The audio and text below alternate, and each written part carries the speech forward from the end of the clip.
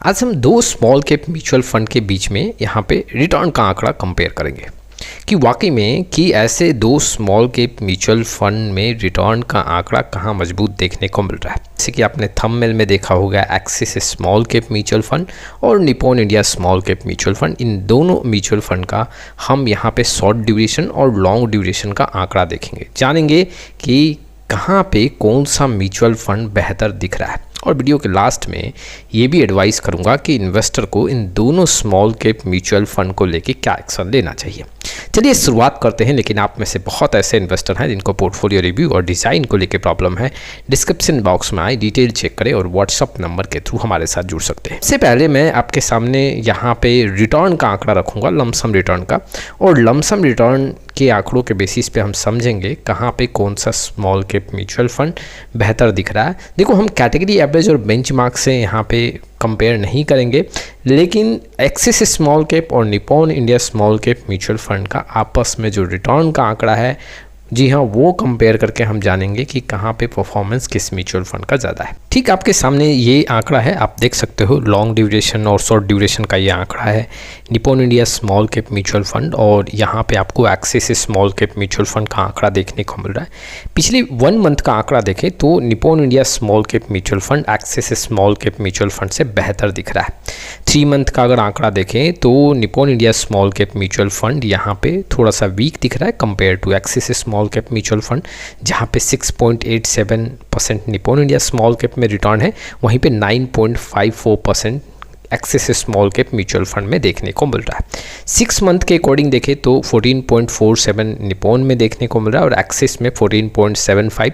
अब इसके अकॉर्डिंग देखें तो यहाँ भी एक्सिस का आंकड़ा मजबूत है। 1 साल में देखें तो 11.55% यहाँ पे एक्सिस का है और निप्पॉन का यहाँ पे 10.85 है।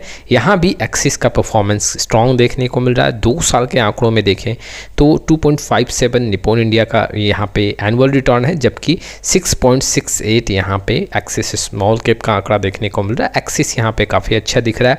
3 साल के आंकड़ों में देखें तो 17.22% निप्पॉन इंडिया स्मॉल कैप का, जबकि एक्सिस स्मॉल कैप में 17.20 है। और इस तरह देखें तो निप्पॉन का डेटा स्ट्रॉन्ग दिख रहा है। 4 ईयर में अगर आप देखोगे तो यहाँ भी निप्पॉन का स्ट्रॉन्ग डेटा दिख रहा है 21.49, और जबकि एक्सिस में ये आंकड़ा 18.52% का है। 5 साल के बेसिस पे अगर हम देखें तो यहाँ पे निप्पॉन इंडिया स्मॉल कैप 20.93%, जबकि एक्सिस में 17.99%। निप्पॉन का यहाँ भी डेटा स्ट्रॉन्ग है। 7 साल और 10 साल में देखें तो यहाँ पे निप्पॉन का डेटा स्ट्रॉन्ग देखने को मिल रहा है।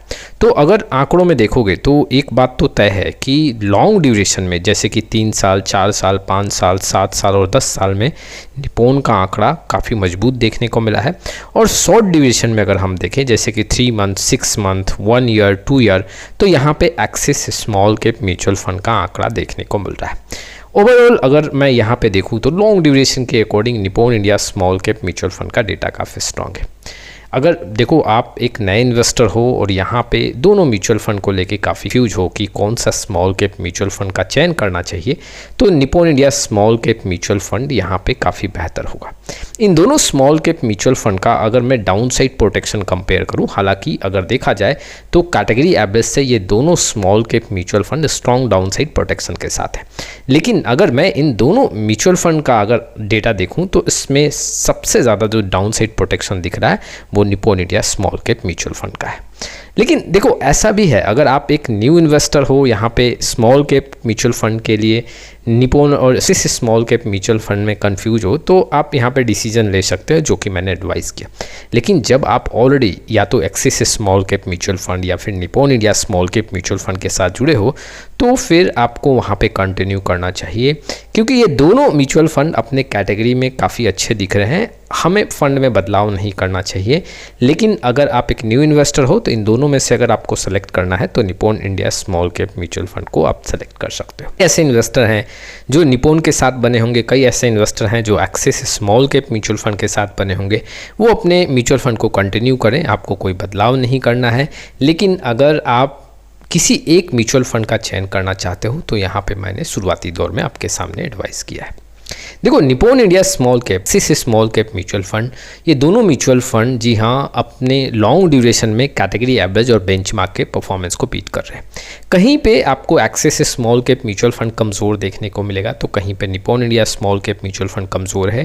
देखो, छोटे ड्यूरेशन में एक्सिस का आंकड़ा काफ़ी तेज़ी से सुधरता हुआ देखने को मिल रहा है, जबकि लॉन्ग ड्यूरेशन का आंकड़ा देखें तो निप्पॉन का काफ़ी बड़े जी हाँ डेटा के साथ यहाँ पे स्ट्रॉन्ग मूवमेंट देखने को मिल रहा है।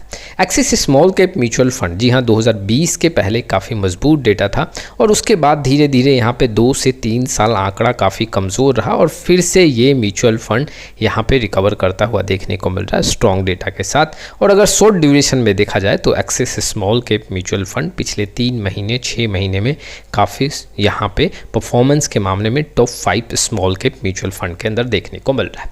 लेकिन देखो, जो कि मैंने शुरुआती दौर में कहा, अगर आप एक न्यू इन्वेस्टर हो, यहाँ पे स्ट्रॉन्ग डेटा के साथ स्ट्रॉन्ग रिटर्न के साथ जाना चाहते हो, डाउन साइड प्रोटेक्शन देखना चाहते हो, तो यहाँ पे Nippon India small cap mutual fund का चयन कर सकते हैं। अब देखो, हर एक इन्वेस्टर का एक रिस्क कैपेसिटी है, रिस्क कैपेसिटी को भी देखना काफ़ी ज़रूरी है। और अगर आप काफ़ी हाई रिस्क लेके चलना चाहते हैं स्मॉल कैप कैटेगरी में, तो फिर ये दोनों स्मॉल कैप म्यूचुअल फंड आपके लिए सूटेबल नहीं है। हाँ, डाउन साइड प्रोटेक्शन के लिए मैंने Nippon India small cap mutual fund यहाँ पे आपको एडवाइस किया। अगर इन दोनों में से एग्रेसिव की बात करूँ तो वो axis small cap mutual fund का आप चयन कर सकते हो। तो ये कुछ इन्फॉर्मेशंस थे जो इन्वेस्टर के लिए इंपॉर्टेंट थे। आपका क्या राय इस वीडियो को लेके कमेंट बॉक्स में जरूर आए। फिर मिलेंगे एक नए वीडियो के साथ, तब तक के लिए जय हिंद, जय भारत।